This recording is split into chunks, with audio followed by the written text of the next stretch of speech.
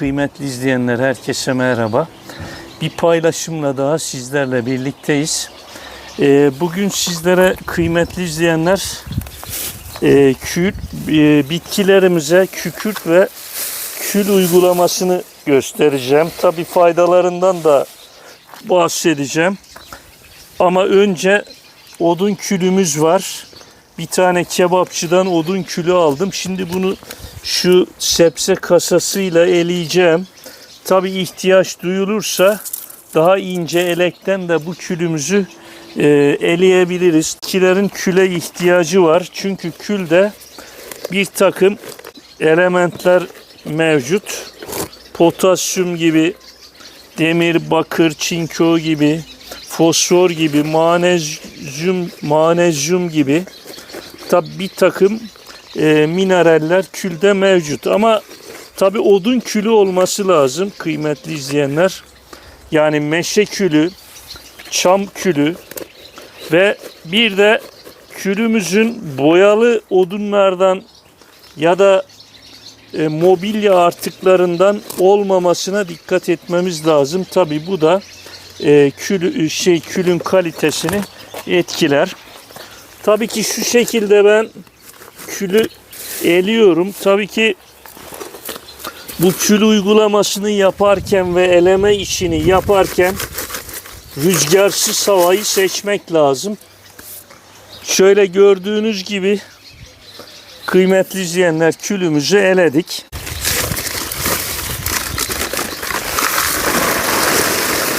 Külümüzün artıklarını şöyle bir torbaya koyuyoruz ve elemeye devam ediyoruz kıymetli izleyenler.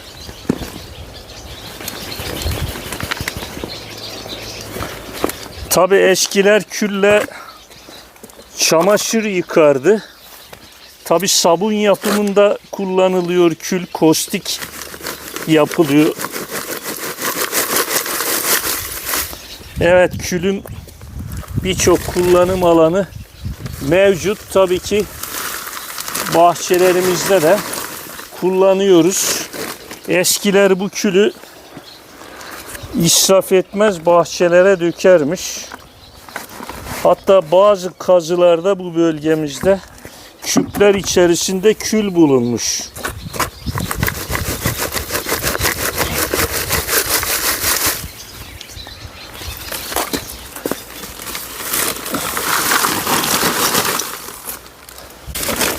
Kıymetli izleyenler, külümüzü eledik. Kasa yardımıyla elenmiş hali şu şekilde gördüğünüz gibi kıymetli izleyenler. Bunu şurada bir torbamız var. Ona dolduruyorum şu anda. Tabi birazdan bitkilerimize uygulayacağız. Külümüzü eledik. Şöyle torbaya koyduk. Tabii ki bunu kıymetli izleyenler kükürtle karıştırıp uygulamak lazım. Şu şekilde ben daha etkili olması için külle birlikte uygulayacağız. Şimdi bu kovamıza bir miktar kükürt koyuyorum ben kıymetli izleyenler. Yine buradaki az önce elemiş olduğum külü de kıymetli izleyenler bu kovamıza koyuyorum.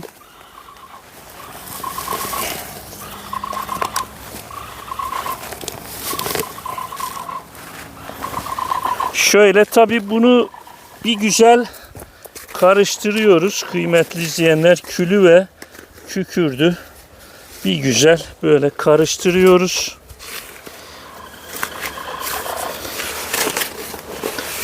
Bunu karıştırdıktan sonra bitkilerimizin dibine böyle 2 yemek kaşığı gelebilecek şekilde, bakınız kıymetli izleyenler, bu şekilde bitkilerimizin dibine, tabi çok da yaklaştırmaya gerek yok. Bu şekilde uygulamasını yapıyoruz. Evet, tabii ki istersek de kıymetli izleyenler şöyle bir tülbent içerisine koyabiliriz. Mesela ben bir miktar koyayım. Havada da hafif rüzgar var ama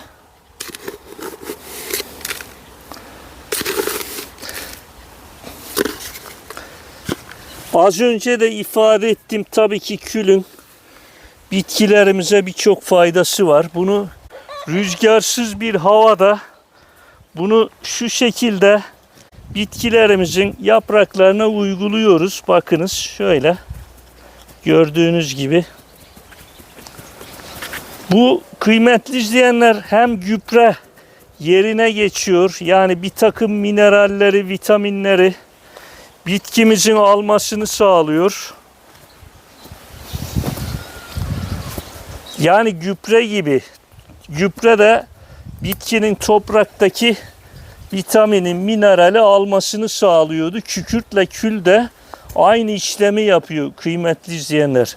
Yani aynı zamanda böcek kovucu olarak da düşünebiliriz. Yani hem gübre hem de böcek kovucu yönüyle de yani bitkilerimizi haşerelerden koruyabiliriz. Yani bu böyle de bir külün etkisi var. Yine mineral, vitamin bakımından zengindir. Yani bakır var içerisinde, potasyum var, magnezyum var. Bu yönüyle de tabii ki düşünebiliriz. Toprağın kül ve kükürt toprağın pH'ını dengeleyici yönü de var. Evet, bu tabii aşırı asitli topraklarda da tabii biraz temkinli kullanmakta fayda var. Şimdi bunu tabii bitkilerin dibine nasıl uygulanır onu gösterdim kıymetli izleyenler. Bitkilerin yapraklarına da bir tülbent ya da küçük elek yardımıyla da yapabiliriz bu işlemi. Tabii bu külü dibine uyguladıktan sonra çapa yapabiliriz. Yani toprağa bu kül ve kükürtü karıştırabiliriz. Bir de kıymetli izleyenler, yine şöyle bir kovaya kül ve kükürt koyaraktan 2 gün suda bekletip şu şekilde bir küçük pompa yardımıyla, büyük de olabilir tabii ki bahçenizin büyüklüğüne göre, bununla da püskürtebiliriz. Tabii ben şu anda yapraklara uygulama yapmayacağım ama göz kararı, yani nasıl ki şu sebzelerimize bir kaşık kül, bir kaşık kükürt koyduysak, yaprak uygulamasını da kendiniz oradan hareketle ne kadar koymanız gerektiğini göz kararı belirleyebilirsiniz. Tabii 2 gün kül ve kükürtü suda bekleterek ve süzüp bu herhangi bir pompaya koyarak bitkilerinize uygulayabilirsiniz kıymetli izleyenler. Yani ilaçla uğraşmaktansa, toprağı zehirlemektense ve bitkilerimizi, yani bitkilerden elde ettiğimiz sebzeleri zehirlemektense, yani bu şekilde doğal yolları denemekte fayda var. Şu anda bakınız kıymetli izleyenler, domateslerimiz, patlıcanlarımız bakınız bu hale geldi. Çiçek açmış patlıcanlar. Ben herhangi bir hayvan gübresi dışında gübre uygulaması yapmadım. Yani bakalım, deneyeceğim, gübresiz, ilaçsız ürün elde edebilecek miyiz? Eğer ki bunu başarırsam bundan sonra bu işi, yani sebze ve meyve üretme işini bu şekilde doğal yollarla sürdürmeyi düşünüyorum. Yorum, öneri ve görüşlerinizi bekliyorum. Bir sonraki paylaşımda görüşmek üzere. Hoşça kalın.